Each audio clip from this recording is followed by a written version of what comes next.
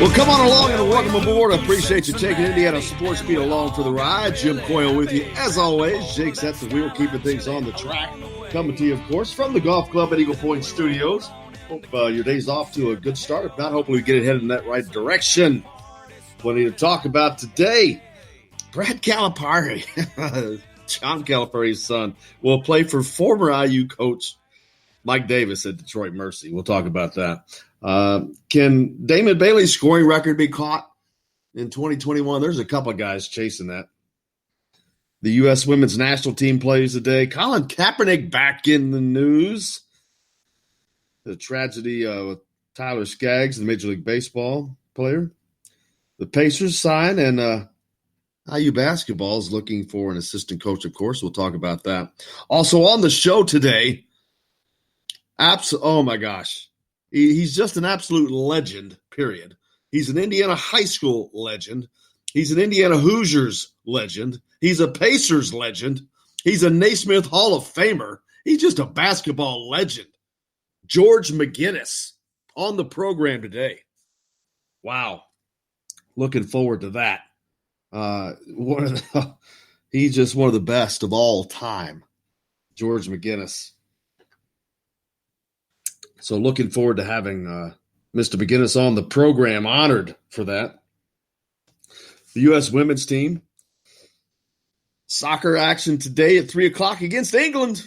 Jolly England. That was spot a tay. Enjoy a match. What are we down to now? Is this the semifinals, Jake? Jake's clueless. Yeah, I'm clueless. I don't know. I'm thinking semifinals. I have to look it back up, but because I think the last were the quarterfinals. But we're getting close. We're getting close. England, big-time soccer. This is going to be it ought to be fun. Looking forward to watching that. Colin Kaepernick is back in the news. And this one's really, wow. Nike, they've gone all in with Colin Kaepernick, apparently. Nike was going to release a special, let me get her pulled up here, but a shoe with a special design. They struck down a plan to release a shoe featuring the original version of the United States flag this week at the request of Colin Kaepernick. This is according to a report by the Wall Street Journal. The shoe, the Air Max 1 Quick Strike 4th of July, featured a logo of the original U.S. flag. The design of which was popular by Betsy Ross with the 13 stars, in the circle. Reminds me of being a kid, to be honest with you, just looking that stuff up. The journal reports that Kaepernick told Nike it shouldn't use that version of the flag, and he and others consider it an offensive symbol due to its connection to a time when slavery was legal. Oh, horse crap. What about breathing? Breathing was available when slavery was around, too. Should that be banned? I mean, I am all for everything, equal everything. We're all equal. But there's a point to where you're beyond borderline ridiculous, where you strike everything down because it went on during that time. There's no ties from that flag to slavery. Gee whiz. It was a flag of the country, period. There was a lot of things that were going on then. Had nothing to do with the flag. None of them had anything to do with the flag either. The fact that a national brand company like this would allow themselves to be so dictated by such a ill-informed person, a person whose complaints were backed up by the fact that he doesn't even vote. He takes all these stands but does nothing. I can't believe a multi-billion-dollar company like Nike allows themselves to be dictated by this dude, this clown. That's my piece on that. He's a jackass. He's lost. Whatever respect I did have is gone. That one sends it over the top for me. Boy, a real tragedy. Tyler Skaggs, 27-year-old pitcher for the LA Angels, died, found in a hotel room at age 27. No foul play is thought to have taken place, but of course nothing has been released. But just tragic to see someone so young pass away. Period. But I'm sure the stories will continue to come out about what happened. Who knows? I mean, it could have been just natural causes. Who knows? The Indiana Pacers, they signed a 2-way contract with Brian Bowen. Remember Brian Bowen? Oh, yeah. Louisville remembers him. They're going to be reminded of him shortly when the NCAA comes calling with their latest investigation. But Brian Bowen signs a 2-way contract with the Pacers. See if he can make that squad. I'm sure he will be on their summer league team, which the summer league got started last night. Juwan Morgan plays for the Utah Jazz, but he did not play in that game last night, which I found is odd. Why would you not play everybody you have in a summer league game? But I assume they figure they have plenty more, so we'll see how that turns out. But former Louisville and South Carolina player Brian Bowen, too, the second, caught up in the college basketball corruption scandal, has signed a 2-way contract with the Indiana Pacers. They announced the move Monday. Bowen played professionally in Australia before the 2018-19 season for the Sydney Kings. He averaged 6 points and 3 rebounds in 30 games for them. He enrolled in Louisville in the fall of 2017, but never played a game. He transferred to South Carolina for the spring semester and left in May when it became apparent the NCAA would keep him from playing for longer than Bowen hoped. The scandal included allegations that Bowen's father was given $100,000 to have his son play for Louisville. The younger Bowen has denied any wrongdoing and recently sued Adidas and several associates caught up in the scandal. The suit also names James Gatto, Merle Code, Christian Dawkins, Muniz Sood, Thomas Gaznola, Christopher Rivers. Gatto, Code, and Dawkins were all found guilty last month in a federal trial. So that mess continues.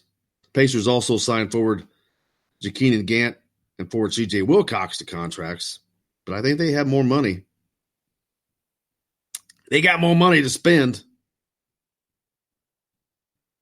We'll see what they do with that. Who do you think they should get? They sure started off with a bang. Malcolm Brogdon and Jeremy Lamb. That's they did good right there. Now if they can pull it in, they may end up coming out of this pretty good. We'll certainly see. We will see. On the program today, George McGinnis. Man, that is going to be spectacular. For those and for the younger people listening, you're just going to go Google George McGinnis because what he did, amazing. Dude was an All-American in his only season at Indiana. He was an undefeated high schooler in Indiana, state champion. And they were tough. Steve Downing was a teammate in high school, also played at IU. But they went, I think it was like 31-0 to win the state championship. He then goes on to Indiana. He was an All-American in the only season that he got to play. He then went on to the ABA and then the NBA. Played for the Pacers and other teams, but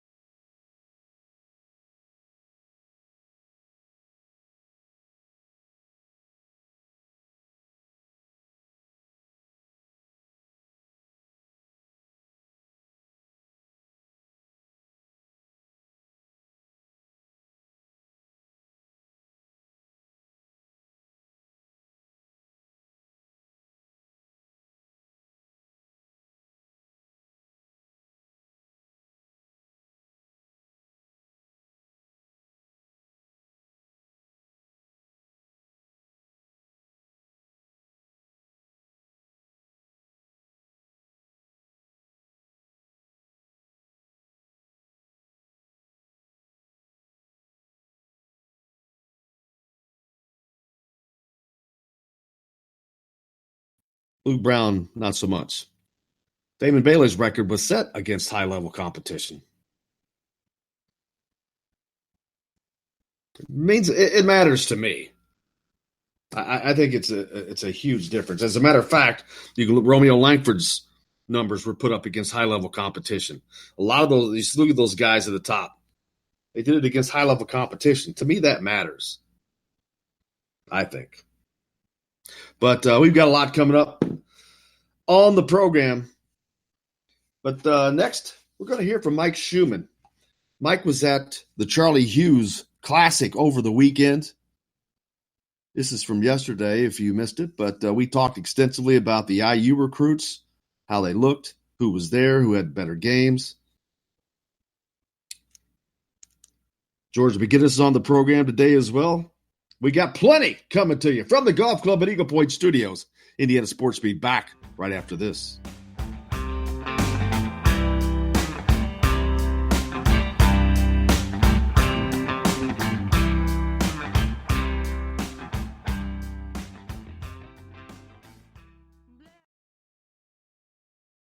Hello, everybody. Jim Coyle from Indiana Sports Beat. When I'm not covering the Hoosiers, you can find me at Bubba's 33 in Clarksville, located on the northeast corner of I-65 at Veterans Parkway.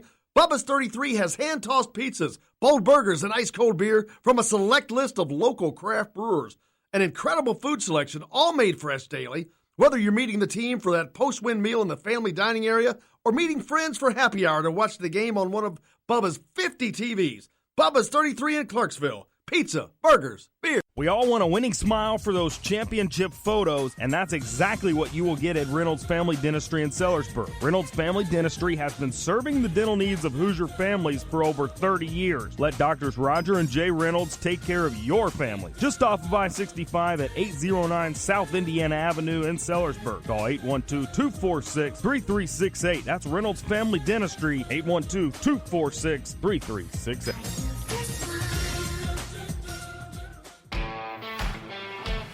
Now that warm weather has arrived, it's time to hit the links, and there's no better place than the Golf Club at Eagle Point in Bloomington.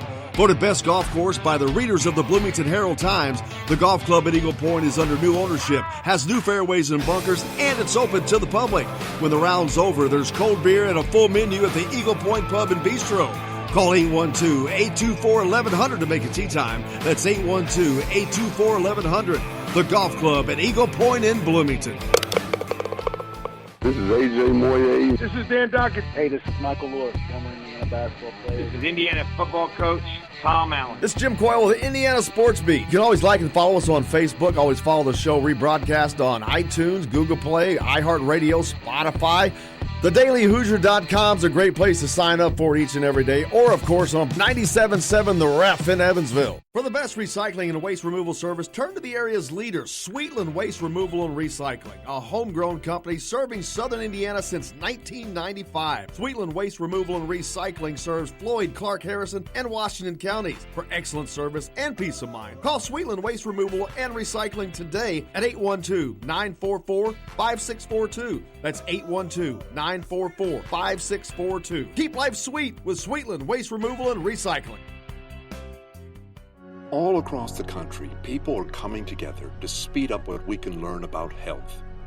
The All of Us Research Program is calling on 1 million people to join us as we try to change the future of health. For your family, for future generations, for all of us.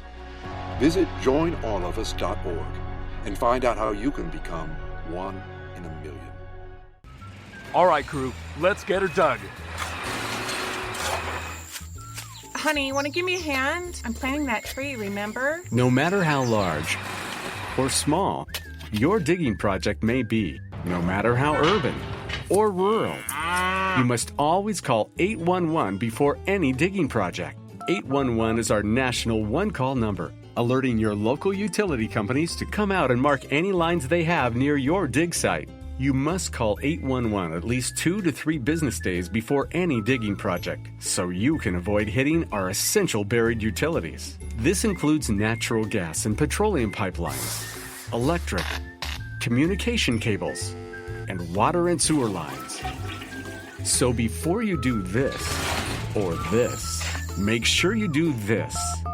For digging projects big or small, make the call to 811. Brought to you by Common Ground Alliance. This is former Indiana basketball player Brian Evans, and you're listening to Indiana Sports Beat with Jim Coyle.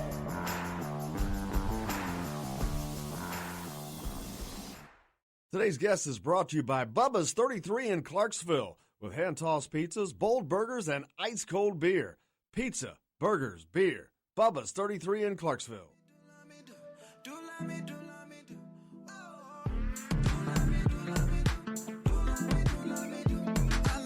Welcome back to the Golf Club at Eagle Point Studios, Indiana Sports Beat, with Jim Coyle with you as always. Now joined by our good friend Mike Schumann from thedailyhoosier.com. Michael, how are you? Doing great, Jim. How are you doing? Great, man. Lots of stuff going on this Monday. My gosh, lots of stuff to talk about. Damon Bailey goes into the National High School Hall of Fame. NBA free agency is crazy. $3 billion. I signed a 3-year, that was Thomas Bryant. Signed a 3-year, $25 million deal. So congratulations to him. The NBA Summer League starts tonight. Juwan Moore going to be in action. Just all kinds of crazy stuff. Then, of course, the Charlie Hughes Classic over the weekend, which you were up there at Carmel and Hamilton Southeastern. And anybody who was there, anybody in Indiana high school basketball was playing in this. We just got done talking to Anthony Leal, who had a great weekend. He got to go up against Trey Kaufman, who also had a great weekend. Man, sounded like there were some great battles up there.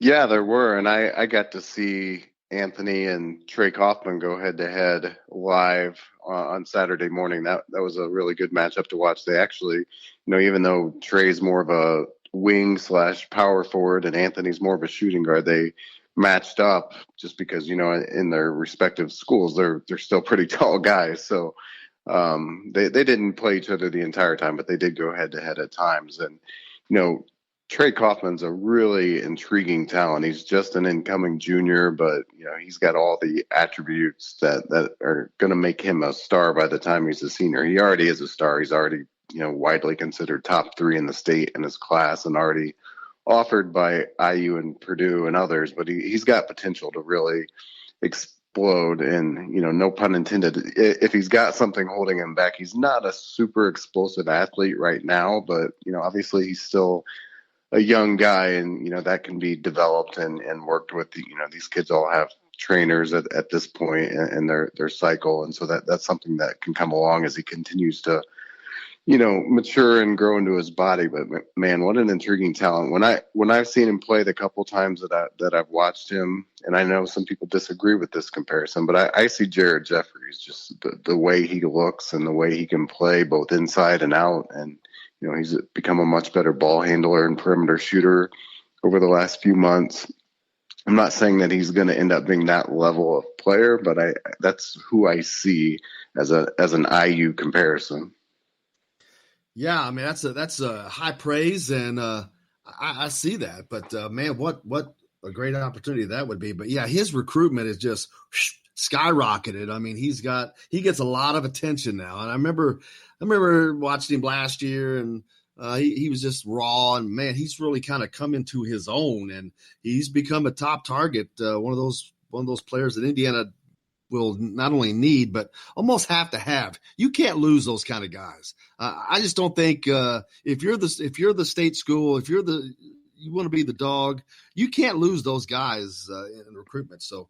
But obviously that's someone Indiana will be chasing. And what about the talent that is coming out of that southern Indiana area right now? Down there, Floyd Central to Albany, Jeffersonville, Silver Creek. You had Kobe Barnes going on to Indiana State this year. You had Romeo Langford last year. You got Trey Kaufman we're talking about now, Trey Coleman from Jeffersonville, and also on Silver Creek. What's that kid's name that plays alongside Trey Kaufman, who's really getting a lot of interest as well?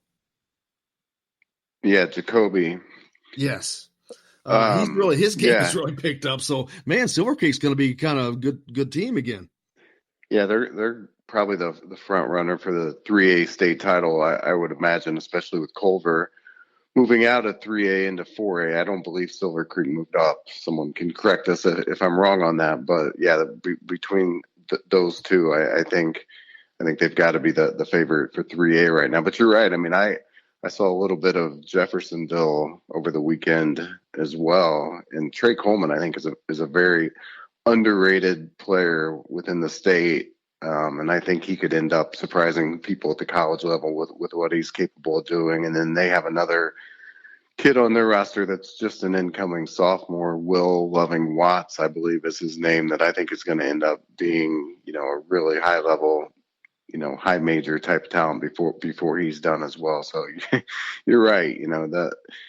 That area is producing, the entire state in the class of 2021 just is kind of blowing my mind by the day. I mean, the guys that, aren't even really on the radar are cycling through. I saw the Indy Star produce a top 15 players in 2021 a few months ago, and a guy's name that wasn't even on there is J.R. Kosesny out of South Bend, and he just took an unofficial visit to IU on Friday, I believe. So I think there's so many names. That's not a knock on the Star. I think there's just so many names all over the state that are bubbling up in particularly this class of 2021 that I think people can't even keep up with it. But he's the kid that averaged 24 points a game as a sophomore up in South Bend, and 6'7", and projects more as a shooting guard. So really, the kind of skills and size that really kind of fits the modern game, if you will. Yeah, and just there's so much talent. And then you look at the next class, of course, 2020, not quite as deep, obviously, as 2021, but 2021, that's kind of off the charts, to be honest, because just talking about Trey Kaufman, is he somebody that could end up being a 5-star recruit? Do you think he can work up to that? I think it's going to depend on if he can develop athletically, because he's got the size and he's got the versatility in his game. But when you watch him, he's not one of those guys that's, springs off the floor and really blows you away with his athleticism. So if that comes around through his work with trainers and development, then I think that would probably put him to that point. But I still think he could end up being the number 2 ranked player in that class. I could see him bumping past Caleb first, only because I think Kaufman projects to have a more versatile game. And if first doesn't end up growing a little bit more, what I've seen with him, his game that, it doesn't concern me, but I think could be a limitation is that, at kind of that 6'9" range, he's kind of a tweener where he could struggle to score in the paint at a high major level, whereas Kaufman, can really play inside or out, which I think gives him an advantage and may end up making him a more attractive recruit by the time it's all said and done. But 5-star might be pushing it, but these guys are still 16 years old or even younger and just going into their junior year. So those stories are still being written. And I didn't ask because it matters, because he's already a talent. It doesn't really matter. But the reason I asked is because you already have Christian Lander, who is a 5-star in that class. And I think in the 2020 class, there are no 5-stars in Indiana. Is that right? I don't think there's any top 100. But then you go to the next season and it goes nuts. And it might be better for Indiana. This is kind of a loser mentality, but it might be better for Indiana if guys like Kaufman don't go so high profile that, the Dukes and Kentuckys of the world get involved with the recruitment, because we've seen how that goes. But if he's kind of just under that level where those guys get involved, it's going to give Indiana a better chance. I think people will struggle with thinking about things that way, but I think it's also just the reality of where we are right now. You've got a couple players, Trey Galloway and Anthony Leal. Anthony Leal was just on with us, that have really obviously elevated their game. Anthony Leal, obviously, he's a really mature kid. His game is a mature game. His game matches his personality. He's talking to him, he's very mature. He's respectful, but his game is mature. He's really growing. I mean, he's your prototypical college athlete. Nice 6'5", good-looking kid who is just improving and improving. He's improving his jump shot. He's definitely one of those kids that you really not need, but want, but need. You need a kid like that. He's just exactly. You want that to be the face of your program. Yeah, and I think Anthony Leal's underestimated as an athlete too. I think, he opened my eyes a couple times this weekend when I watched him. He's been struggling a little bit over the summer with some tendonitis in his knees, which if people have seen him kind of earlier in the summer, they might have thought, he's not what I thought he was, but there was a reason for that. He looked he looked like he felt a lot better this weekend. I saw him, surprise me a couple times with, one hand dunks off one foot in traffic where, I wasn't sure that he quite had that in his game, but I think it's just his knees have been holding him back a little bit. So I think, both him and Galloway, I think, are going to be guys wherever they land that by the time they're upperclassmen, they're going to be very productive, very team oriented glue guys that, can really be the type of guys that carry a program. I know some people have hesitations about both of them at IU, but what I would say is, maybe they're not going to be, the top scorer or the face of the program, so to speak, but they're going to be the guys that are the foundation of, getting old and staying old, as we keep, ad nauseum saying. Yeah, and I hope he's not listening, but I don't see there's any way that he does not end up at Indiana, him or Galloway, to be honest with you. I mean, I really don't. My only question is, which one of those guys commits first? Yeah, I think I think if whoever commits first, it's gonna perhaps at least put some doubt in the mind of the other. Their games don't overlap completely, but they are both kind of 6'4", 6'5" guys with some similarities at least. And so in the same class, you try to make your recruiting classes a little bit diverse in terms of positions and size and talent. And so I think it's at least going to give them pause. But they both got offered 2 months ago at this point, and neither is in a big hurry to do it. So you'd think if they were truly worried about that, they would have gone ahead. I'm anxious to hear your conversation with Anthony. I got to believe part of what's going into his mind is, I know in speaking to his family that he's above a 4.0 GPA. He's got an offer from a school like Stanford, which, I would hope would give any kid pause to, have an opportunity like that where you're not clearly an NBA talent and you could, go get a Stanford education. So I'm sure that's part of what's going into it too. And, just making sure that he understands and appreciates how serious IU is with their offer. Yeah, luckily Indiana is also a pretty good academic institution. Not saying it's Stanford, but pretty good. So I don't think that's going to be a problem. But yeah, that's something that definitely jumps out when the opportunity. Not everybody gets the opportunity to go to Stanford. And I saw comments that he made that the offer doesn't even mean anything until he takes the SAT and they see what his scores are, because that's a tough deal there. That's like, getting into Northwestern or something, or Vanderbilt or something like that. But yeah, it's something that, fortunately, who knows if Leo can develop into an NBA type player where that's not as much of a deal. But again, at the end of the day, I just don't see him not going to Indiana. And we'll see how it turns out, though, and they do whatever is best for them. Who else played that you saw really stood out up at the Charlie Hughes this weekend, Mike?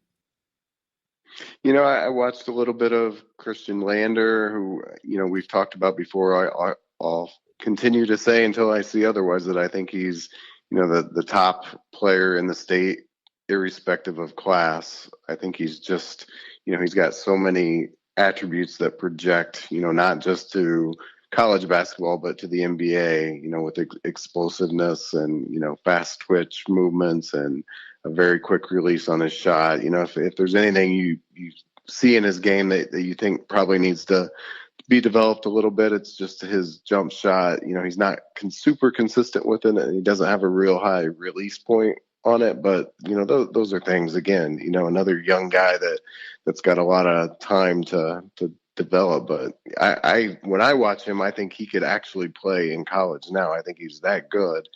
And so 2 years from now, I think wherever he goes, I think is going to have a guy that can start at point guard from day one, kind of a la Yogi Ferrell at Indiana. And, I think, I heard your conversation with his dad last week. He's going through that evaluation process, probably in part because of that, thinking, where's the right fit where I can go and play at day one, because he's going to be ready. So he continues to impress me. No news there. Caleb first, I talked about him. I saw him for a half of a game over the weekend as well. He's definitely improving his game from a ball handling perspective. I think they're allowing him to handle it in the open court a little bit. I don't know that he's ever going to be, a guy that, plays like, out on the wing or anything like that. Maybe one day a stretch four. I haven't seen him consistently knock down jump shots though. So that'll be what he probably needs to work on if he wants to, move his game out to the perimeter, is to really become more of a jump shooter rather than trying to dominate the post. Because as I said earlier, I don't see him being a guy that you can count on to just feed the ball into the post and score consistently, unless he develops a crafty skill set like Juwan Morgan did. In addition to recruiting, Archie Miller also needs to recruit a new assistant coach as Ed Schilling has left the program. And this is a very, very important hire for Archie, I think. This is something that 2 years from now, I think will be looked back on and said, oh, there's where it kind of picked up steam, or there's where nothing happened and it continued to go the way that it went. I just think this is a very important hire, and it could be a mark in Archie Miller's tenure. Yeah, it really is. And there's so many different ways he could go with it, which I think will be interesting to see who the ultimate person that emerges is. So far, it's pretty well kept under wraps if they do have somebody in mind. But, I wrote about it last week that, the priorities, at least in my mind, are someone that's very exceptional in the recruiting ranks, and moreover, within the state of Indiana. Now, I suppose you could argue that, between Archie and Coach Ostrom, being around for a couple of years, they pretty well got roots established within the state, and maybe they're, the right answer is to find somebody that can help more on a national level with recruiting. But either way, recruiting's a major priority. You scheme and everything is nice and important, but you got to have talent, and you got to have the type of talent, the type of guys that you want, and you have to be able to get the guys that you want. And so that's obviously a high priority. I think the other thing I talked about was just, the Archie Miller's offense, I think, could use some fresh, innovative thinking. He hasn't had a top 50 KenPom offensive efficiency rating in the last 5 years as a head coach. And I think when you consider something like that, it becomes apparent that, there's got to be somebody out there that can come in and give the offense a boost. And, we've seen that like at Michigan over the last couple of years with Yaklich coming in and really transforming their defense, which really helped them be a Final Four team, and then a Big Ten title team a couple of years there. So I think we've seen it happen almost like what I would say is like a offensive coordinator type to come in.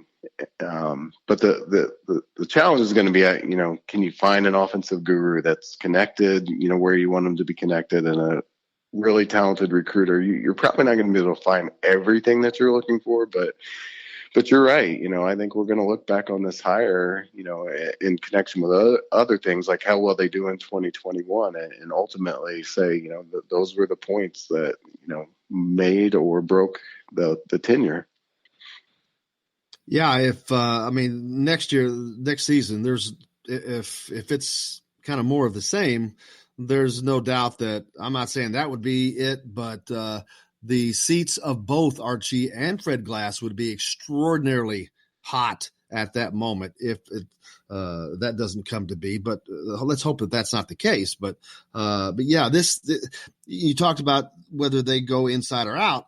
Well, they went 0 for 20 on kids that were further than 60 miles away from the IU campus. Yeah, that's exactly right. I mean, they've had no success at all since, I guess, who was it? Jerome Hunter, maybe, and a couple other guys in that class. But beyond that class. They really haven't done anything outside the state of Indiana. So that, I guess that's the question: is do you try to find somebody to help you outside the state, assuming that, you know, between Miller and Ostrom, you've got roots pretty well planted in state to kind of finish off what you've started there. But I think I wouldn't underestimate in-state, and even if there's a guy that, you know, I threw out a name like Jason Delaney, who's the head coach at Cathedral, where Armand Franklin played, as well as he's the head coach of the Indy Heat program that produced Trace Jackson Davis and, you know, Keon Brooks, who went to Kentucky, obviously. But, you know, that's the kind of guy that if you were really going to focus on within the state and really locking down the class of 2021, that might be just an example of the type of guy you'd look at. And as I've said before, Archie doesn't need to look outside the state at all for the class of 2021. It's that good. I mean, you could have a top 10 recruiting class just with guys coming out of the state. So don't underestimate it, would be the only thing I would say about that. Well, with that being a point of emphasis, maybe does that lead them to get someone who can really focus in state, even though that's not been that much of a problem, just because of the talent that's coming? Yeah, I mean, I think so. I think you could just almost double down on it and say, you know what?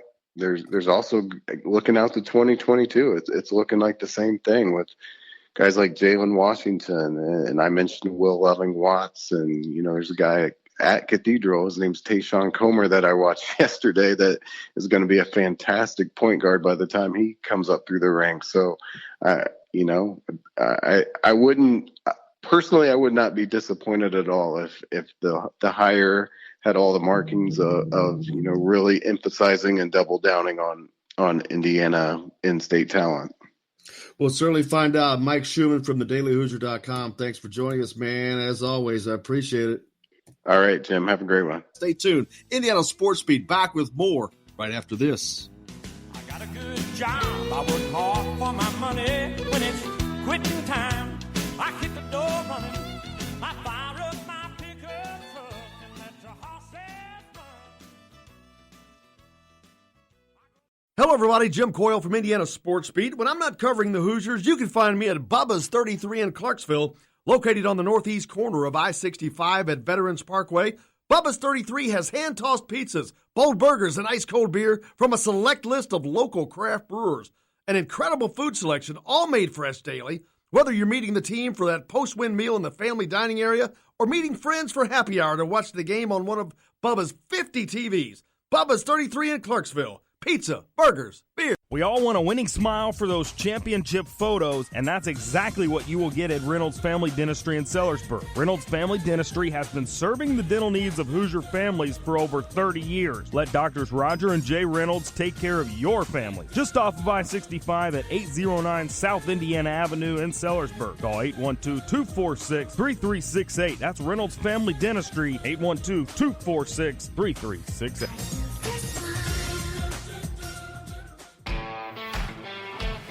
Now that warm weather has arrived, it's time to hit the links, and there's no better place than the golf club at Eagle Point in Bloomington. Voted best golf course by the readers of the Bloomington Herald-Times, the golf club at Eagle Point is under new ownership, has new fairways and bunkers, and it's open to the public.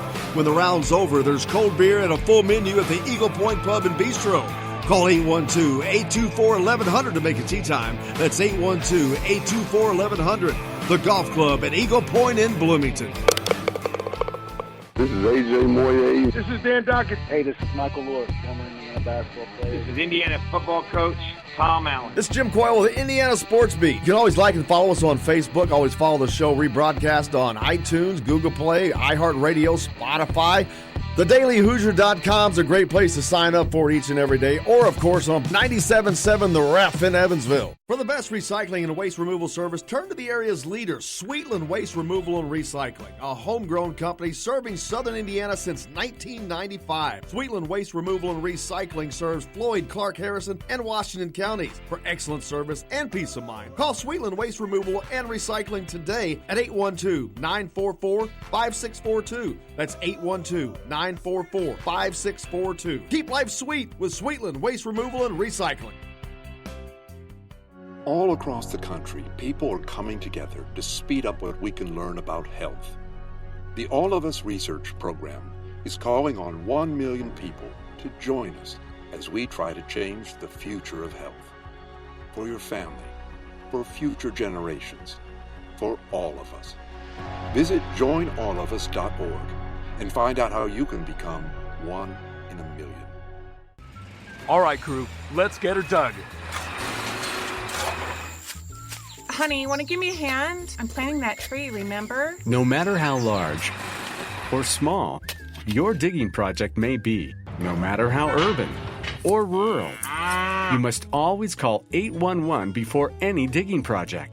811 is our national one-call number, alerting your local utility companies to come out and mark any lines they have near your dig site. You must call 811 at least 2 to 3 business days before any digging project, so you can avoid hitting our essential buried utilities. This includes natural gas and petroleum pipelines, electric, communication cables, and water and sewer lines. So before you do this or this, make sure you do this. For digging projects big or small, make the call to 811. Brought to you by Common Ground Alliance. Hi, this is AJ Moye, and you're listening to Indiana Sports Beat with Jim Coyle.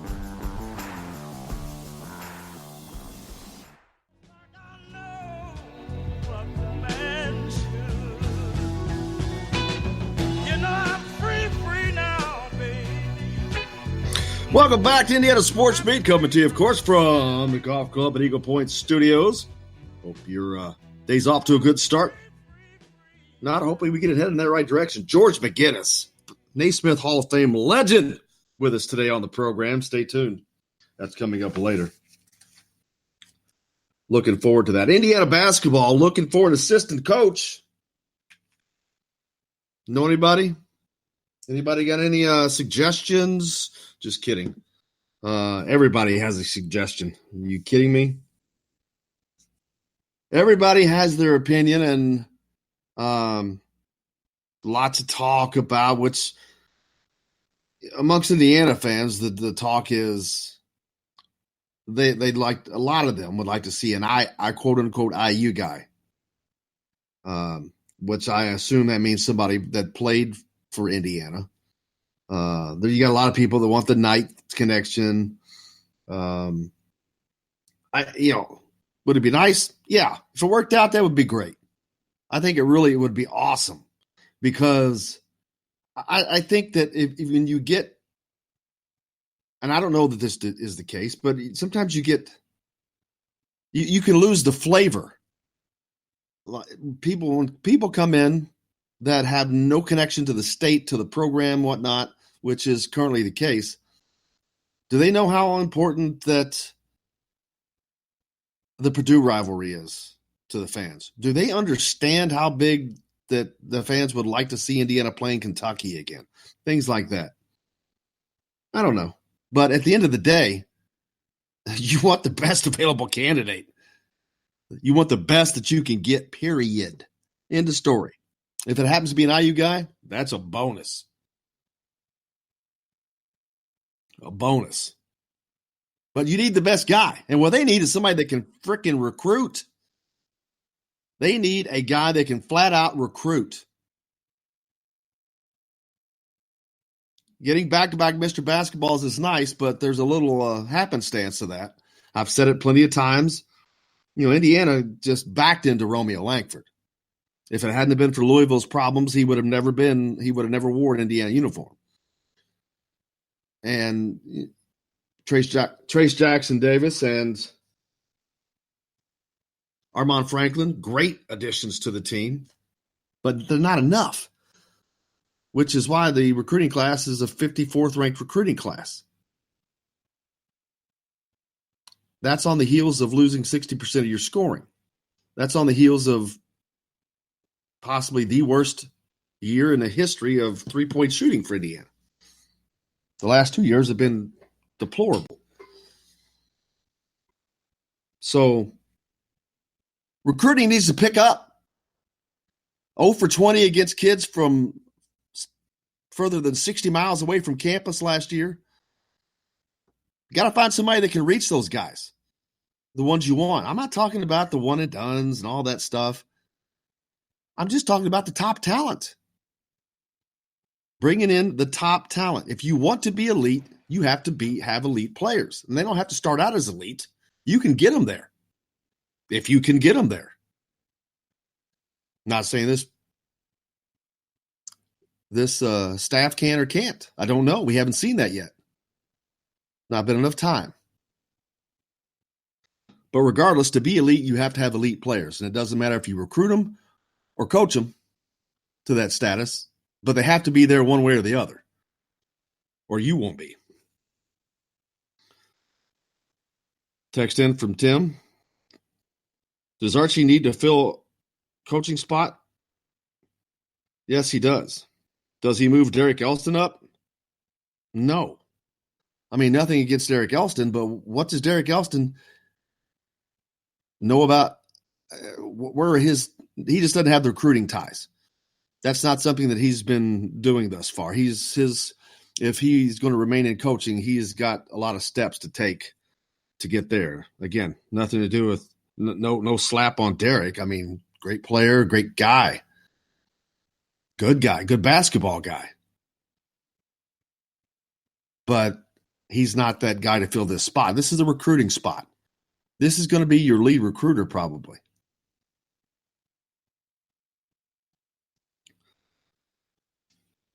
A lot of people want an IU guy.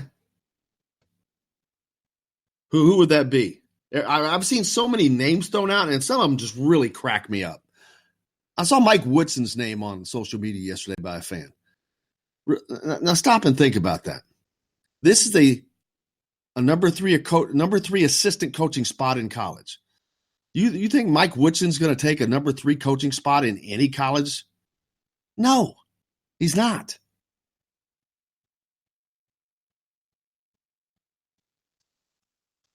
Tim asked why there's no news coming from Archie or the IU staff in the position, because I don't think they've done anything with it right yet.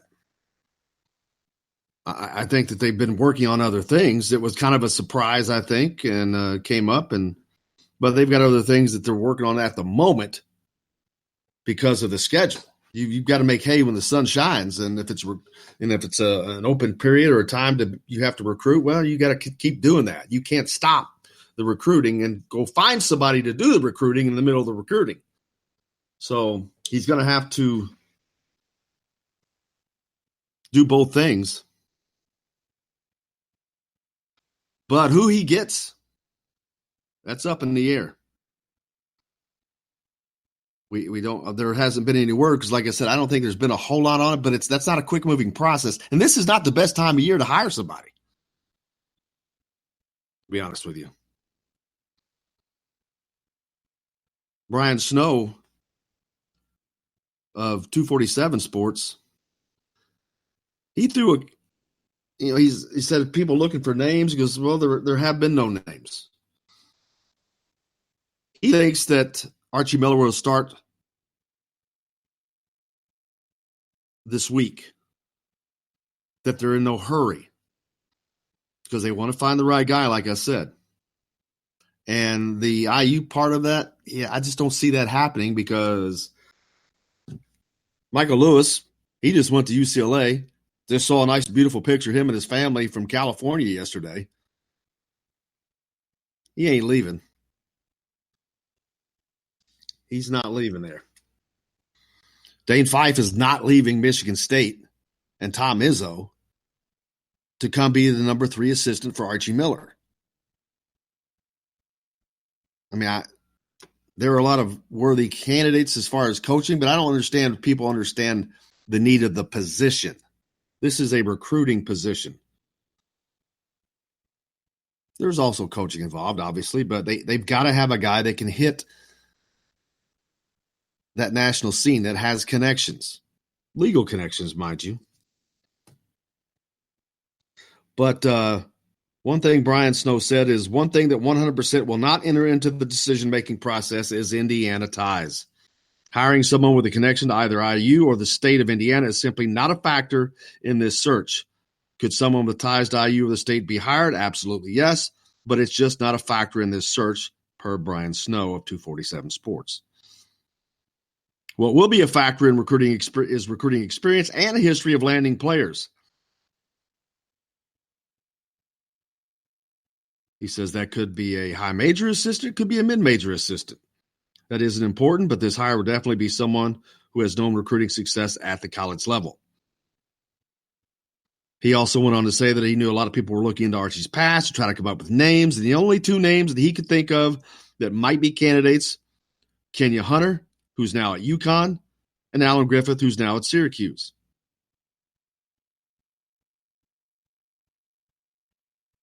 Griffith at Syracuse is from Brooklyn, New York.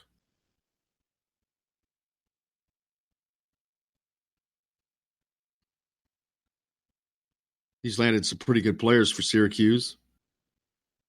Woody Newton, Robert Braswell, Jesse Edwards. But actually, those were just 3 and 4 stars. Kenya Hunter, he's an assistant coach. This says Nebraska to me now.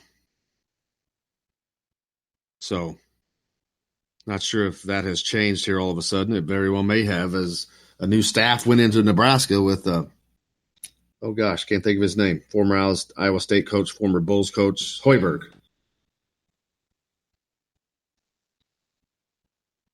But yeah, it's I don't think it's going to be something that names start popping out. Boom, this is going to happen. When it happens, it's going to happen fast. Bam. And it's just going to happen. But it's probably going to be somebody that half the people have never heard of. That's just my guess. And I doubt that there's going to be somebody with IU ties. That's just what I think. Another text, maybe Archie is talking about the position when he's in these gyms watching recruits and other assistant coaches that are recruiting. Oh, I'm sure. But yeah, this will work itself out very quickly. It'll happen. Boom, boom. It'll be done probably within a few weeks. Hey, in the next hour, we're going to hear from Trey Galloway. We're supposed to hear from him in the first hour, but we skipped that. Jake, and slap your hand.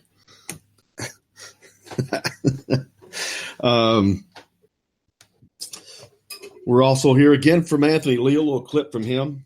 He was on the program yesterday. We're also going to talk about Damon Bailey's Indiana scoring record, 3,134 points. The 2021 class is just stock filled of talent in Indiana. I mean, unbelievable. It's crazy. 2 of those guys are prolific scorers. Jalen Blackman, from Marion, of course, of the Blackman family, well-known. James Blackman Sr., his dad played at Kentucky. James Blackman Jr. played at Indiana. His other brother played at Indiana. This is a family that just has deep Indiana ties. But Jalen, he's got a shot, man. Then you've got Luke Brown from Blackford. He scored a ton. Big difference between these two guys. Jalen Blackman plays at the highest level of talent in Indiana. Blackford High School, not so much. Big difference in the competition. A lot of talk about that. We'll talk about all that. In addition to George McGinnis, an absolute basketball legend, an Indiana legend, just a Naismith Hall of Famer. So honored to have had him on. Grateful to have him on. It's what an honor to have someone of his stature coming on the program here in the next hour. So stay tuned. We got plenty more coming up on Indiana Sports Beat. We're coming to you from the Golf Club at Eagle Point Studios. We're back with all that right after this. Just as long as you stand by me. So darling, stand by me. Hello, everybody. Jim Coyle from Indiana Sports Beat. When I'm not covering the Hoosiers, you can find me at Bubba's 33 in Clarksville, located on the northeast corner of I-65 at Veterans Parkway. Bubba's 33 has hand-tossed pizzas, bold burgers, and ice-cold beer from a select list of local craft brewers. An incredible food selection, all made fresh daily. Whether you're meeting the team for that post-win meal in the family dining area or meeting friends for happy hour to watch the game on one of Bubba's 50 TVs. Bubba's 33 in Clarksville. Pizza, burgers, beer. We all want a winning smile for those championship photos, and that's exactly what you will get at Reynolds Family Dentistry in Sellersburg. Reynolds Family Dentistry has been serving the dental needs of Hoosier families for over 30 years. Let Doctors Roger and Jay Reynolds take care of your family. Just off of I-65 at 809 South Indiana Avenue in Sellersburg. Call 812-246-3368. That's Reynolds Family Dentistry, 812-246-3368.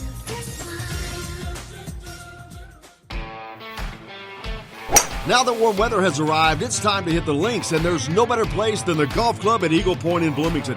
Voted best golf course by the readers of the Bloomington Herald-Times, the golf club at Eagle Point is under new ownership, has new fairways and bunkers, and it's open to the public. When the round's over, there's cold beer and a full menu at the Eagle Point Pub and Bistro. Call 812-824-1100 to make a tee time. That's 812-824-1100. The golf club at Eagle Point in Bloomington. This is AJ Moye. This is Dan Dockett. Hey, this is Michael Lord, former Indiana basketball player. This is Indiana football coach Tom Allen. This is Jim Coyle with the Indiana Sports Beat. You can always like and follow us on Facebook. Always follow the show rebroadcast on iTunes, Google Play, iHeartRadio, Spotify. TheDailyHoosier.com is a great place to sign up for each and every day. Or, of course, on 97.7 The Ref in Evansville. For the best recycling and waste removal service, turn to the area's leader, Sweetland Waste Removal and Recycling, a homegrown company serving southern Indiana since 1995. Sweetland Waste Removal and Recycling serves Floyd, Clark, Harrison, and Washington counties. For excellent service and peace of mind, call Sweetland Waste Removal and Recycling today at 812-944-5642. That's 812-944-5642. Keep life sweet with Sweetland Waste Removal and Recycling. All across the country, people are coming together to speed up what we can learn about health. The All of Us Research Program is calling on 1 million people to join us as we try to change the future of health. For your family, for future generations, for all of us. Visit joinallofus.org and find out how you can become one in a million. All right, crew, let's get her dug. Honey, want to give me a hand? I'm planting that tree, remember? No matter how large or small your digging project may be, no matter how urban or rural, you must always call 811 before any digging project. 811 is our national one-call number, alerting your local utility companies to come out and mark any lines they have near your dig site. You must call 811 at least 2 to 3 business days before any digging project, so you can avoid hitting our essential buried utilities. This includes natural gas and petroleum pipelines, electric, communication cables, and water and sewer lines. So before you do this or this, make sure you do this. For digging projects big or small, make the call to 811. Brought to you by Common Ground Alliance. This is former Indiana basketball player Greg Green. Keep up with the Hoosiers on Indiana Sports Beat with Jim Coyle. This hour is brought to you by Sweetland Waste and Removal Service, a homegrown company serving southern Indiana since 1995.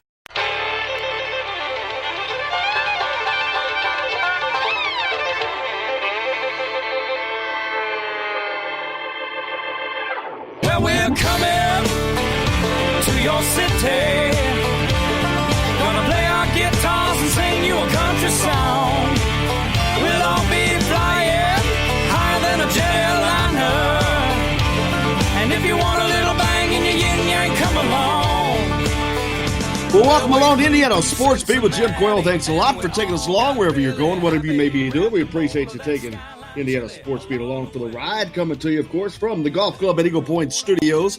Hope your day's off to a great start. If not, we can get it headed in that right direction. On the program today, an absolute basketball legend. an Indiana high school legend, Indiana Hoosiers legend, Pacers, and just Naismith Hall of Famer. George McGinnis is on the program today, and I could not be any happier and any more excited. That's just what an amazing person Mr. McGinnis is, and so fortunate and grateful that he has chosen to join us. We got a lot to talk about on the program today. We'll also hear from Trey Galloway. We'll hear again from Anthony Leal to Indiana basketball recruits and see how that is going.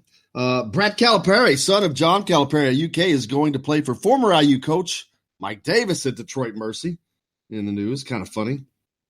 We're going to talk about Luke Brown and Jalen Blackman's assault on Damon Bailey's scoring record, if that can come about. IU basketball is looking for an assistant coach.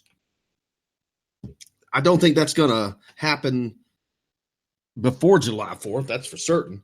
Probably a week after that. But, Brian Snow has saying that, don't expect it to be an IU guy.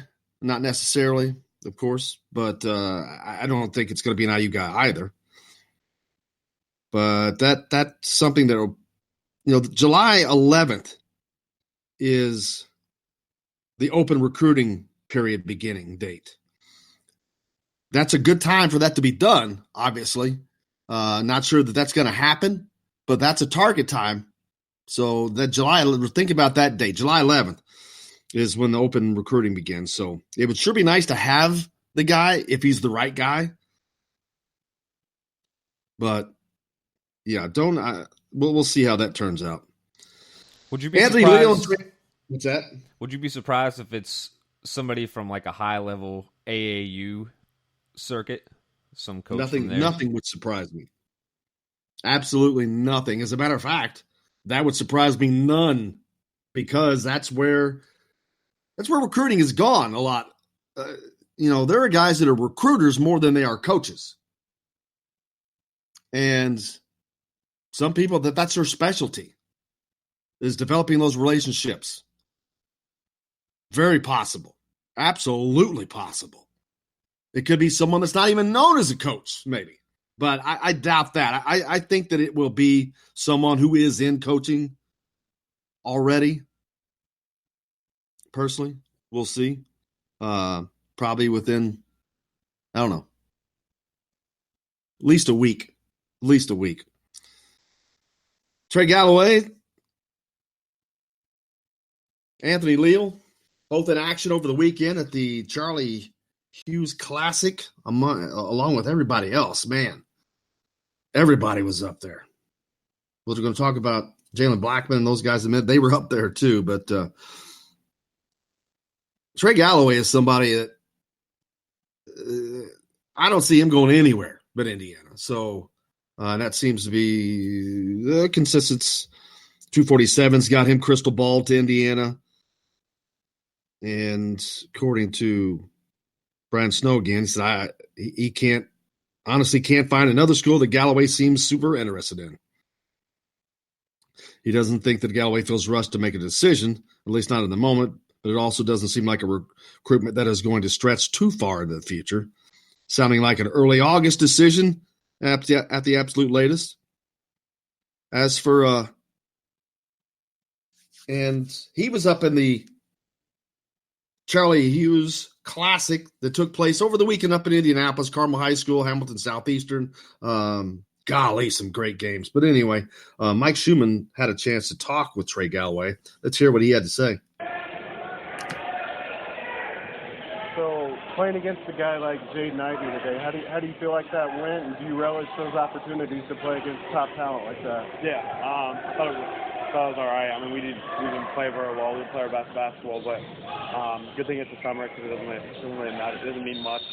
But, yeah, I mean, really talented player, and it's just fun going against competition like that. And it just helps me out, my defense and stuff like that, so it's just really good to get the chance to do that. I saw you playing a lot of point guard this morning. Is that something you're looking to do more as a senior? Yeah, I'll probably do that a little more during the season since we lost kind of two of our more point guards last year, two seniors. So I'll probably bring it up a little bit more, but we'll miss a couple guys, but once I get back, for sure. So. As a team, you guys have been to the state back-to-back years. What do you think you guys have to do to get back there? I just stay focused one game at a time. We're not going to look forward to the tournament. We're just going to look forward to our season and just keep getting better day by day. And I mean, it's a long time from the season now, so we just got to keep getting better and stick together. Are you guys moving up a year in class? Yeah, we're in 4 right now. Okay. As far as recruiting goes, I mean, I know you see the rumors about Indiana getting a little bit of traction. Is it fair to say that they moved the needle with your official visit? Yeah, I mean, we're still building that relationship, and I feel like it's a pretty solid relationship, and we've talked a bunch. Me and Coach Oster and Coach Miller talk on the daily, so. For sure, I mean, I know some of the players too. So. Right. Who are the schools that you are hearing from the most right now? I'd say Cincinnati, Indiana, Georgetown, California, and Iowa, and Michigan State. And are those, in your mind, kind of schools you're focusing on the most as well? Yeah, I mean, those are the ones that are really recruiting me for sure. Okay. And as far as your game goes, I mean, I know we talked about point guard. What else, as a senior, are you looking to kind of next level? Just being more of a different shooter. Having the confidence to knock it down every time when I catch it, off the dribble and shot prep. So just being able to knock the shots down when I'm open, for sure. And last year you had a little bit of an injury, is that right? Yeah. You feel like that affected your shot a little bit? Yeah, my wrist. But that definitely was hurting during the season, but it's a lot better now. So. What kind of things as a freshman in college do you think you can bring to a program on day one? Yeah. I'd say just the toughness that I bring, and just kind of like the basketball savvy that I have, kind of like the IQ that I have, and kind of being able to do multiple things, not just one thing, being able to do multiple things. I think step in right away and help. Are there things in a program that you're specifically looking for along those lines, like certain traits or attributes of a program? No, not really. I think I can fit into any style. But I can do a lot of different things. I think whatever to help my team win. That's all I'm trying to do. Appreciate it. Yeah. Thanks a lot, man. Good luck with everything. Thank you. Appreciate it. That was, of course, Trey Galloway. He attends Culver Academy up in Culver, Indiana. 3-star player. He is one of Indiana's targets. He's one I expect to be the first one to commit. Probably won't come until late in the summer, August. But I definitely don't see him going anywhere. There's no one else that heard him talk about. Anthony Leal, a little different. He's a 4-star. He's got a few more offers. He's got offers from Stanford, amongst others. We talked about that yesterday. Wow, what an honor getting an offer from Stanford, because that obviously means you're pretty daggone smart. They don't recruit kids that are not highly intelligent. But his recruiting picking up a little bit. His play is really picked up. He's working on his overall game. He's really moving into that groove. And he was on the program yesterday. We're grateful to have him on. And let's hear what he had to say about the recruiting aspect. When it comes to recruiting, there's there can be a lot of pressures on it. You obviously got a lot of people contacting you. You've got a lot of relationships that you've got built. How difficult is it to manage all those multiple relationships over when they're courting you to play for them? Yeah, honestly, it's not that difficult because I feel like they're all really genuine and it's really like a caring relationship. So it's not anything that's like a burden on me, but it's really been interesting just to be able to get so close with so many different people and have it really be an authentic relationship. And I don't know how many trips you've taken unofficially or whatnot to different programs, but what has it been like for the ones you have to see the differences between the programs, their facilities, and how they operate? Yeah, I mean, as years go on, they get pretty similar as far as like facilities and all that kind of stuff, because everyone's always upgrading to the newest stuff or whatever. But it's been interesting just to see how the coaches and the players react or interact with each other on a daily basis, and how that differs between each university. You got a lot of guys chasing you, like I've said, a lot of coaches, programs, and whatnot. What is it that you want, though, in a program? What is it that you're looking for in a school where you want to go? I'd love to be able to make an impact. I know it's not going to come where I can just ask the coach, can I have 30 minutes a game as a freshman? But I just want to be able to have a position where I can come in and compete for some sort of starting spot, or just be able to play my role wherever that is. And then just being able to develop while also getting, obviously, at least a pretty good academic side of things, so I can have something to do with life after basketball. And what are some of the things that you're doing to prepare yourself for that level? Obviously, you're playing all these tournaments and whatnot, but what are some of the things that you've had to do on your own, away from the team activities, to improve your game, to really get it to that next level? Just always being consistent in working out and stuff like that, being able to get shots up whenever, working on ball handling, stuff like that, and just staying in the weight room, getting stronger, just trying to keep up with everyone else in the country who's working on the same stuff. Who's some of the guys that have helped you greatly, or that you've looked up to, emulate, things of that nature? Definitely my dad. He's number one up there, just always being a great mentor for me. But as far as like strictly basketball stuff, everyone on staff at my high school at Bloomington South has been there with advice whenever I need it. And then anyone in the Indiana Elite organization has done a great job just being there as a mentor and a guider, and just people who really care about me. And there it is, Anthony Leal, talking a little bit about his recruiting. He was on the program yesterday. We're grateful to have him on. But yeah, that picks up. He's a different bird than, say, Trey Galloway, but I see Anthony Leal at IU. I think that the lure, the pull, the dream of playing at a big time program like that's right in your backyard, I think that eventually is just too much to pass up. And I think he ends up in Indiana. I think we talked about his recruiting timeline, and right now it's just, he'd like to do it before the season starts, to get it out of the way, which is probably what will happen. It probably will come after Trey Galloway. But I expect both those guys to eventually end up wearing an IU uniform. But that's just my opinion, and we'll see how that works out, because it'll happen one over the other in a couple of months. Then we talked about Luke Brown and Jalen Blackman. These are two guys these are prolific scorers, man. We did Romeo Langford 2 years ago with his attempt to catch Damon Bailey. It fell short. He ended up, I think he's in fourth, but he had over 3,000 points. But he did it playing for New Albany High School, playing against the top teams in the state. Jalen Blackman plays for Marion, of course. They play at a very high level as well.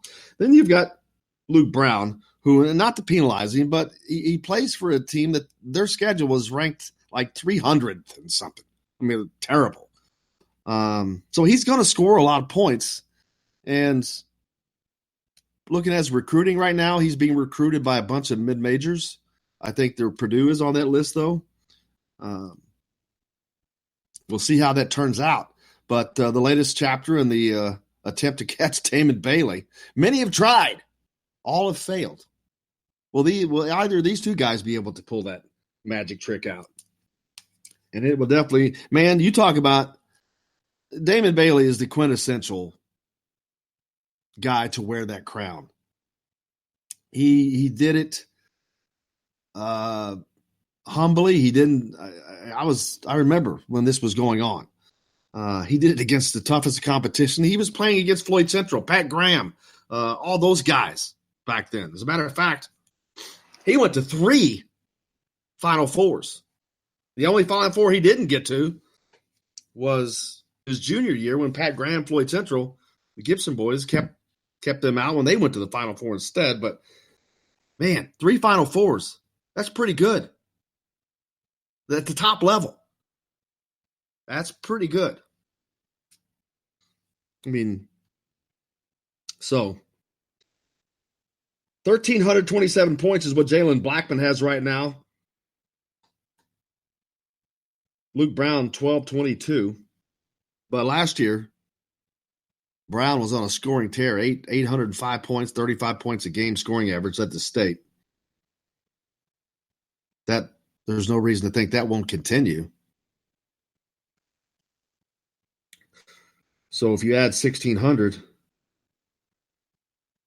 to that, that's 2,800. That's still 334 points short. So the scoring is going to have to increase. He's going to have to average more than 35 points a game to catch him. That's how unbelievable this record is. Unbelievable. Pretty stout. Yeah, we'll see. Kaepernick in the news again, man. Nike was set to release some shoes with a logo, the original flag, a tribute to Betsy Ross. Kaepernick spoke up, said, "Oh, no, you can't do that." Well, that flag was in use while slavery was going on, so you can't use that. It's offensive. Really? I got to be honest with you. I've never related the first American flag to slavery. I haven't related it to anything other than being the first American flag. Now, the crossbars, the bars and stripes from the South, yeah, different story. I'm just shocked that Nike is letting itself be drug around by the nose by this clown, by whatever he says. I think it's ridiculous. I think it's over the line. I think it's PC gone crazy. This is my opinion on that.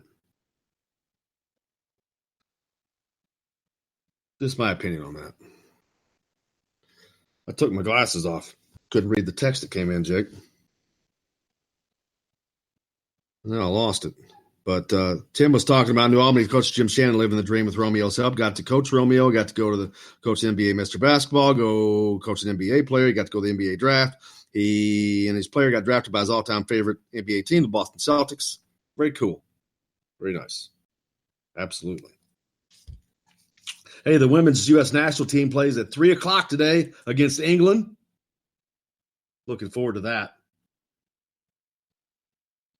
And I think that's the semifinals. So, see if they can continue going on. Jake and I will have a spot a tay. The women take on England today at 3. Hey, we got a lot coming up on this program today. I am so excited. Honored is more like it. George McGinnis, an absolute basketball legend in the state of Indiana and the United States. Naismith Hall of Famer is with us next. Stay tuned. We're coming to you from the Golf Club at Eagle Point Studios. Back with more in the Indiana Sports Beat right after this.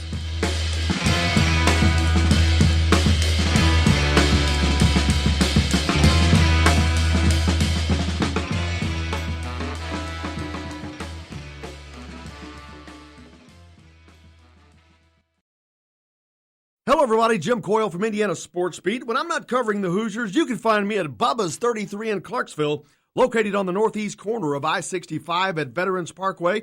Bubba's 33 has hand-tossed pizzas, bold burgers, and ice-cold beer from a select list of local craft brewers. An incredible food selection, all made fresh daily. Whether you're meeting the team for that post-win meal in the family dining area or meeting friends for happy hour to watch the game on one of Bubba's 50 TVs. Bubba's 33 in Clarksville. Pizza, burgers, beer. We all want a winning smile for those championship photos, and that's exactly what you will get at Reynolds Family Dentistry in Sellersburg. Reynolds Family Dentistry has been serving the dental needs of Hoosier families for over 30 years. Let Doctors Roger and Jay Reynolds take care of your family. Just off of I-65 at 809 South Indiana Avenue in Sellersburg. Call 812-246-3368. That's Reynolds Family Dentistry, 812-246-3368.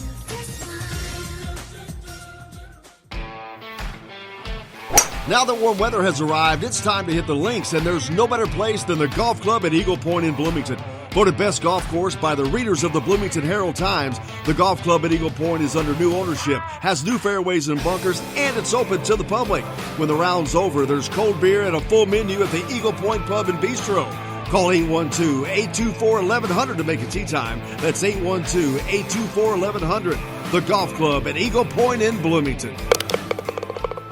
This is AJ Moye. This is Dan Dockett. Hey, this is Michael Lord, former Indiana basketball player. This is Indiana football coach Tom Allen. This is Jim Coyle with the Indiana Sports Beat. You can always like and follow us on Facebook. Always follow the show rebroadcast on iTunes, Google Play, iHeartRadio, Spotify. TheDailyHoosier.com is a great place to sign up for each and every day. Or, of course, on 97.7 The Ref in Evansville. For the best recycling and waste removal service, turn to the area's leader, Sweetland Waste Removal and Recycling, a homegrown company serving southern Indiana since 1995. Sweetland Waste Removal and Recycling serves Floyd, Clark, Harrison, and Washington counties. For excellent service and peace of mind, call Sweetland Waste Removal and Recycling today at 812-944-5642. That's 812-944-5642. Keep life sweet with Sweetland Waste Removal and Recycling. All across the country, people are coming together to speed up what we can learn about health. The All of Us Research Program is calling on 1 million people to join us as we try to change the future of health. For your family, for future generations, for all of us. Visit joinallofus.org and find out how you can become 1 in a million. All right, crew, let's get her dug. Honey, want to give me a hand? I'm planting that tree, remember? No matter how large or small your digging project may be, no matter how urban or rural, you must always call 811 before any digging project. 811 is our national one-call number, alerting your local utility companies to come out and mark any lines they have near your dig site. You must call 811 at least 2 to 3 business days before any digging project, so you can avoid hitting our essential buried utilities. This includes natural gas and petroleum pipelines, electric, communication cables, and water and sewer lines. So before you do this or this, make sure you do this. For digging projects big or small, make the call to 811. Brought to you by Common Ground Alliance. This is former Indiana basketball player Brian Evans, and you're listening to Indiana Sports Beat with Jim Coyle.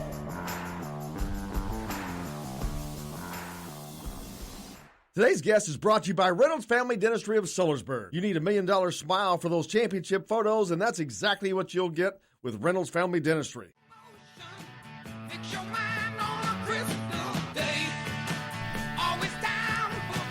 Welcome back to Indiana Sports Beat, of course, coming to you from the Golf Club at Eagle Point Studios. And, man, I could not be any more excited right now than to tell you we're getting the opportunity to talk to Mr. George McGinnis. George, how are you, sir? I'm doing fine. Thank you. I had the opportunity to run into Mr. McGinnis a few weeks ago at the All-Star game, and he was there, one of the many people being acknowledged, but one of the most well-known names. How is it something that you just don't even think about? But George McGinnis is one of the most well-known names in the most prominent basketball state in the country. That's got to be a pretty cool thing.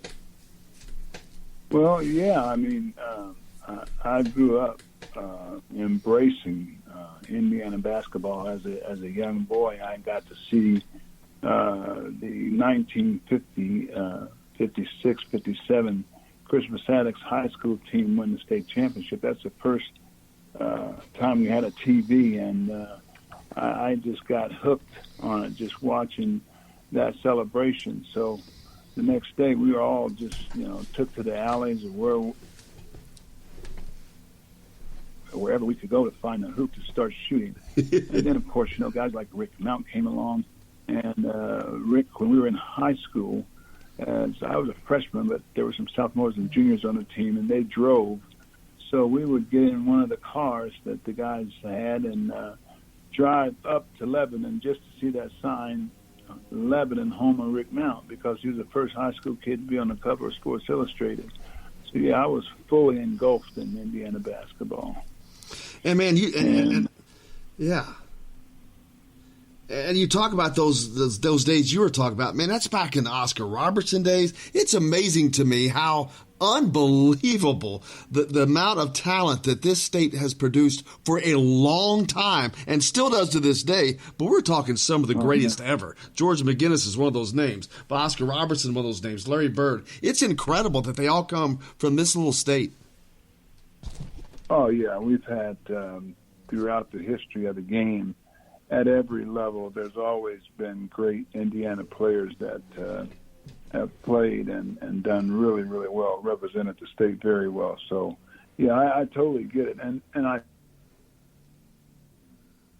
think there is as many kids from Indiana playing in the NBA today as there ever has been and thriving, like Oladipo and folks like that.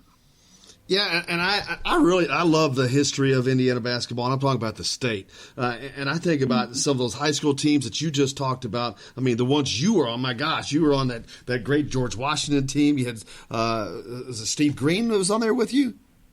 Or Steve Downing. Steve Downing that was on there with you? Yeah, but you had Oscar Robertson before that. Yeah. I went to Floyd Central High School. They made the Final Four the year after you were there, but they had like 3 or 4 guys, Division I guys on there, but the team they played was East Chicago, which had all those guys that went to UCLA and Stoddard and Plitzed in baseball. Just the amount of athletes is crazy from that period. Yeah, that was a lot of great teams during that era. But Floyd Central was a basketball powerhouse. They have a storied history in Indiana basketball. But and just such great times. But then you're such almost a savant at the game. I mean, what you were able to do. You were kind of ahead of your time. You were like, as was Dr. J, kind of those guys that were ahead of their time. What led you to be like that, to play like that? Because you did things that people weren't doing. Yeah, well, I was a big guy who could handle the ball, could pass it, things of that nature. But I learned from just coaches in high school, Jerry Oliver, Bill Green, who 6 state championships to win in his high school coach in Indiana history. When you play for guys like that, you learn a lot about the game. So they didn't hold me back. They let me use what talent I had. That involved doing a number of different things. So I was very fortunate. And you have played, you talk about we can start at the pros and go backwards, but all the way back to high school, you've been fortunate also to play with some incredible talent from the jump. Oh, no question. Yeah, I mean, every team I played on, even when we were in junior high school, we were seemed to be much bigger than all the kids that we played against. But Steve Downing, as a freshman at Washington, was only 5'10", and as a senior he was 6'9". So he grew a foot in high school almost, and but he had some growing pains in the middle there, sophomore year. But his junior and senior year, he really came around and became one of the great high school players in Indiana. So. Yeah, and then we had Jim Arnold, we had Wayne Pack, we had a great team. So we were favored to win. So there was a lot of pressure on us. And, Marion gave us one heck of a go in the Final Four and probably should have beaten us, but we got pretty lucky in the last couple of minutes of that game. Back then, when you guys were the best team in the state, but what kind of pressure was on you as a player, as an African-American kid back then in that time? I mean, there's all kinds of things that are going on around you. Yeah. Well, I didn't see as much of the racial stuff like Oscar Robertson did. It was because of guys like him and teams like Addix and his coach and all the administrators over at Addix who kind of paved the way for guys like myself and other African Americans who played.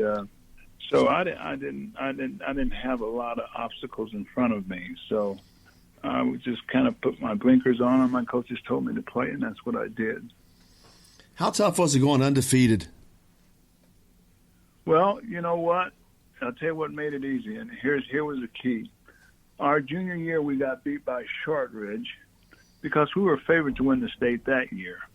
And Shortridge came and played a real slow game and shot the ball every 2-3 minutes, and they ended up upsetting us and winning. They went to the state finals, and, of course, they lost to a Gary team. Then the following year, Jerry Oliver went to Indiana University to become an assistant coach. Bill Green got the head job at Washington High School because of that. And he called us all in. And he said, guys, this is going to be one of the great teams of all time. He says, I'll make a deal with you. For every game that you win, we play Fridays and Saturday nights now. Every game that you win, we'll take you to White Castle, and you can eat 10 White Castles apiece. That was cheap back in. Yeah, and that was inspiring. So we went 31-0. Fueled by White Castle. The story, the news is out. It was fueled by White Castle. Oh, really? No, I'm just saying. Yeah, the story's out now on you guys. Your championship was fueled by White Castle burgers. Oh yeah, I think a lot of people know that story. It was a great incentive, and we loved it. So even after we went and won the state championship, everybody wanted to go to some big dinner. We said, no, we'll just go to White Castle. We'll go to our regular place and eat there. So it was a lot of fun, man. So we still get together and talk about those days.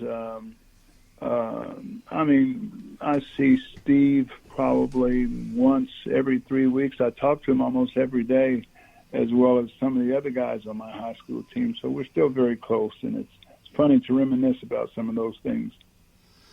And a great player he was as well. It's amazing you guys were on the same high school team. It's almost not even fair.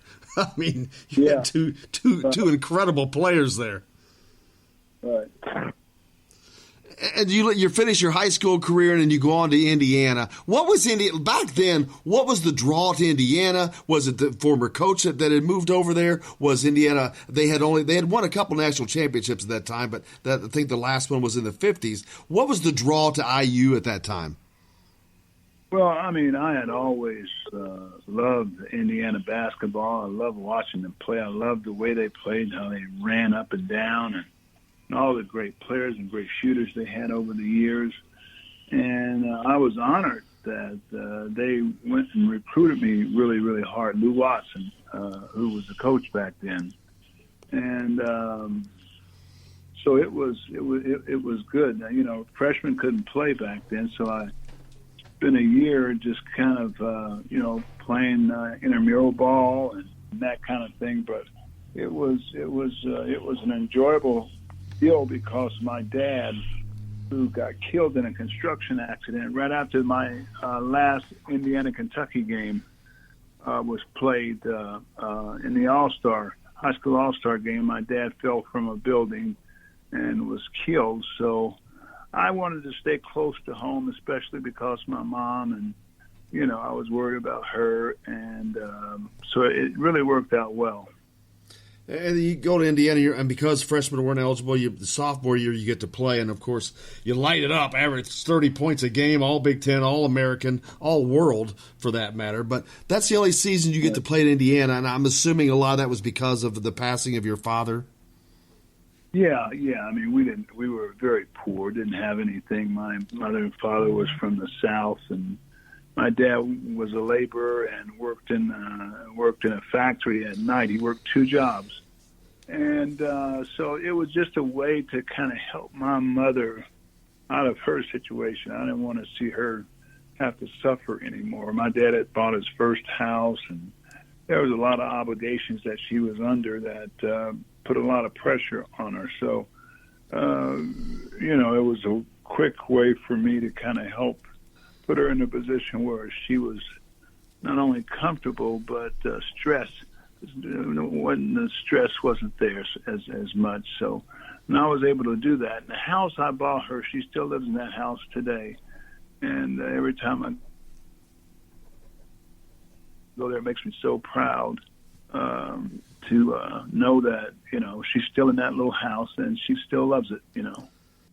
We're talking with basketball legend, Indiana legend, high school legend, George McGinnis.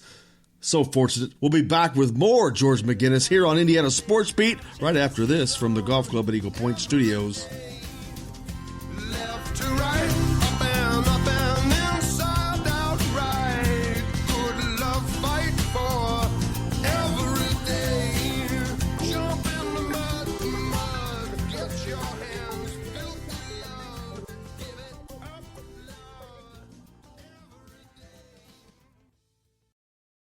Hello, everybody. Jim Coyle from Indiana Sports Beat. When I'm not covering the Hoosiers, you can find me at Bubba's 33 in Clarksville, located on the northeast corner of I-65 at Veterans Parkway. Bubba's 33 has hand-tossed pizzas, bold burgers, and ice-cold beer from a select list of local craft brewers. An incredible food selection, all made fresh daily. Whether you're meeting the team for that post-win meal in the family dining area or meeting friends for happy hour to watch the game on one of Bubba's 50 TVs. Bubba's 33 in Clarksville. Pizza, burgers, beer. We all want a winning smile for those championship photos, and that's exactly what you will get at Reynolds Family Dentistry in Sellersburg. Reynolds Family Dentistry has been serving the dental needs of Hoosier families for over 30 years. Let Doctors Roger and Jay Reynolds take care of your family. Just off of I-65 at 809 South Indiana Avenue in Sellersburg. Call 812-246-3368. That's Reynolds Family Dentistry, 812-246-3368.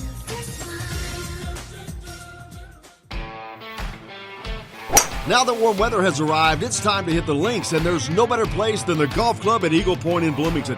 Voted best golf course by the readers of the Bloomington Herald-Times, the golf club at Eagle Point is under new ownership, has new fairways and bunkers, and it's open to the public.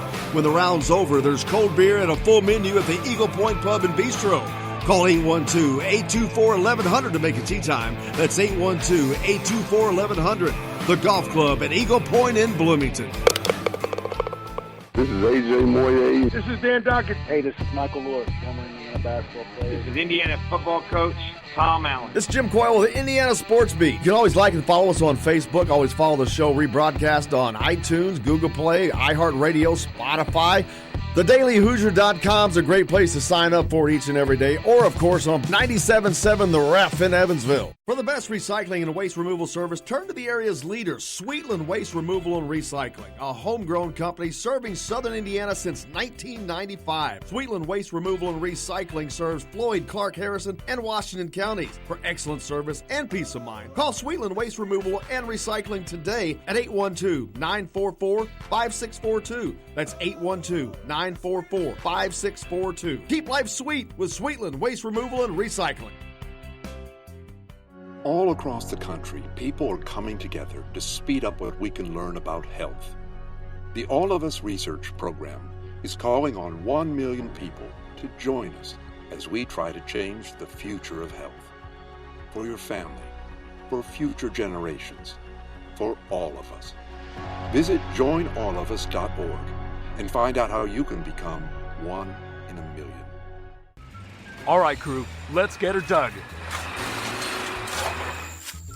Honey, want to give me a hand? I'm planting that tree, remember? No matter how large or small your digging project may be, no matter how urban or rural, you must always call 811 before any digging project. 811 is our national one-call number, alerting your local utility companies to come out and mark any lines they have near your dig site. You must call 811 at least 2 to 3 business days before any digging project, so you can avoid hitting our essential buried utilities. This includes natural gas and petroleum pipelines, electric, communication cables, and water and sewer lines. So before you do this or this, make sure you do this. For digging projects big or small, make the call to 811. Brought to you by Common Ground Alliance. This is former Indiana basketball player Greg Green.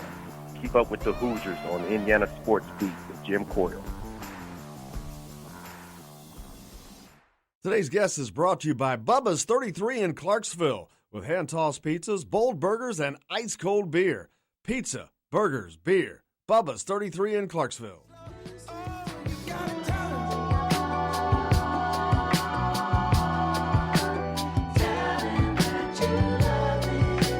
Welcome back to the Golf Club at Eagle Point Studios. We are so fortunate to be talking to an absolute legend, George McGinnis. Was there ever a time where you wondered what it would have been? Because obviously you didn't play for Bob Knight. Bob Knight comes into IU right after you leave, ironically. Ever wondered what it would have been like with you there and Knight there at the same time? Well, he'd have been tough to play for. I mean, I don't think there's any doubt about that. I think every player who's played for him has said that. But you know what? He embraced me. He was nice to me. He invited me down to games. He invited me to a Final Four. He was very encouraging and kind. The one thing I do think about is 1974 when they made it to the Final Four and played UCLA. And Steve Downing got a really bad call against him, against the big center, Bill Walton. And I thought, man, I would have loved to have been on that team if I think I could have made a difference, because I think they had two forwards, Keith Wilkes and the other guy, and each one of them was like 6'5" and 6'6". So I would have brought some size and some physicality to the table. So, but they still done well. Coach Knight, he was amazing. But I ended up okay, and he ended up okay too. Oh, absolutely. I'd say. You know who else was on that UCLA team? A guy named Pete Turgovich, who played for East Chicago, Washington, who won the state championship the year after you did. I'm too young to know that much stuff, George. I'm too young to know that stuff. Yeah, on that team, but he didn't play a whole lot that particular year. I don't know if he played much a year or two after that. I think he got more time, but in that particular game and up to that game, I don't think he played much, but he was a dynamic high school player for sure. Well, you were a dynamic high school player, dynamic college player. Then you move on because of the circumstances to the pro level. And then it's the ABA, not the NBA. And the ABA was such a unique organization then. And it gave a lot more guys the opportunity to play pro basketball. Absolutely. And again, there was an organization right here in Indianapolis that already had set forth a winning tradition. And, I was drawn to that. I would go and sneak in the Coliseum and watch games back in the day. We watched Roger Brown and all those guys, Freddie Lewis, Billy Keller. And it was nice to see that Indianapolis had a pro team. So when they called me, I was very interested in hearing what they had to say. And then you guys ended up winning a couple championships while you were there with the Pacers. Some big battles with the Kentucky Colonels back then. Dan Issel, Louis Dampier, Artis Gilmore, Dr. J in the ABA. Man, that league was phenomenal. Well, think about this. I think they merged in '76. I think that. I'm not quite sure. Yes, that is correct. That year, I think the ABA players made up at least almost a third, if not close to half, of the All-Stars for that year. So, it was just a league that was unique, had great players, and we were fun to watch because we played a wide open game like you see today, where these guys are shooting threes and scoring a lot of points. That's a much more fun way, I think, to watch basketball, and that's what the ABA offered. Now, the NBA didn't like the ABA very well because obviously we were competitors, but the ABA brought a lot to the table, and when they merged, that all come to light. All the great players in the ABA were all pro, made the all-star teams. They just dominated. Was there any animosity between the current NBA players and when you guys came over and made that merger? I don't think so, because I think players know. They know when they see another player who can play. They usually will acknowledge it to themselves. So George Gervin Jr. serving. Issel, Gilmore, you just go down the line with great players, and and all of them are Hall of Famers, all of them in the Hall of Fame. So the ABA made a great contribution to basketball, and I was glad to be a part of that. Absolutely. I don't know what the NBA would be like without the ABA having been a part of it at that time, because it seemed to give him a shot of adrenaline. And you talk about doing things that other people weren't doing. You guys were playing a wide open style, like you said, and it gave a lot more fan interaction. It made the game a lot more fun for the fans, I think. Yeah, finally at the All-Star game, they added a slam dunk contest. They added a three-point shooting contest. They added a skills contest. These are all things that were started and done by the ABA. And the NBA just kind of started doing the same thing, and it turned into a real big fan favorite. Didn't the three-point shot begin with the ABA? Oh, absolutely, yeah, absolutely. Three-point shot, the dunk contest, all that stuff that you see they're doing today in the NBA All-Star Game started back in the old ABA. Nuts. Yeah. So, do you get a chance to follow the game today? And when you do, is it the NBA you follow, the college game? What is it that you like to follow? I like college. I'm a big IU fan. I still watch him. I don't get too many games down there, but I do like to watch him on TV. I was sorry to hear that Romeo had hurt his hand that restricted some of his playing. I know something was going on with him. He just didn't look right, but he was fun to watch, and with this new coach and everything, I think they're going to be fine. It's just getting some players and get them into the system integrated. But yeah, I've been an IU fan for a long time, and will continue to be one. Well, they could probably use a George McGinnis or two. That would certainly do a lot of good for them. There's no doubt about that. No, they can use a couple of Oladipos down there. Is what they need. And you talked about Romeo, just drafted by the Boston Celtics. I mean, I can't think of a better place for Romeo to go than Boston, mainly because of Brad Stevens and the kind of coach he is. But I think that's just a perfect place for him. Well, the kid understands the game. He's really unselfish. He plays team ball. And that is a perfect situation for him up in Boston. And I think he'll thrive there because the fans are incredible. Again, Brad Stevens, he gets to play for him. And I think he's in about as good a position as he can be in as he, takes this journey through his NBA career. Going from college to the pro level, I know it's been there's a different game between then and now. What differences do you see, though, between the pro game now and when you were playing? Besides, it's just the guys are a little faster.